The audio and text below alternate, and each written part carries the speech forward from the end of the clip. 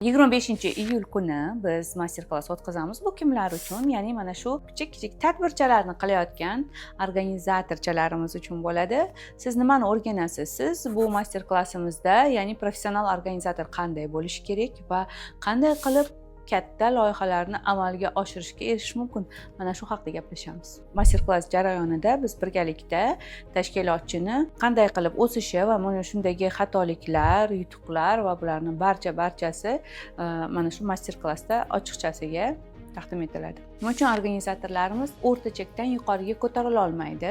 Mana shularni ham ko'rib chiqamiz. Qanday qilib katta loyihalarni amalga oshirish uchun va bularni mana shu tenderlarda qatnashish, davlat xaridlarida qatnashish, bularni hammasini mana shu master klassimizda birgalikda muhokama qilamiz va albatta men o'zimdan sizlarga mana shu kompaniyani kattalashtirish va uni qanday ya'ni o'sha xodimlar bilan birgalikda boshqarishni tushuntirib o'taman. Mana shu master klassimizda qatnashganlar uchun yangiligim bor va o'zimdan ajoyib bu suhbat sifatida ham bo'ladi. Bu faqatgina mana shu master klassda qatnashganlar uchun. Master klassimiz sizga qiziq bo'lsa va professional organizator bo'lmoqchi bo'lsangiz, albatta bunda ishtirok eting. 25-iyul kuni men sizni kutib qolaman.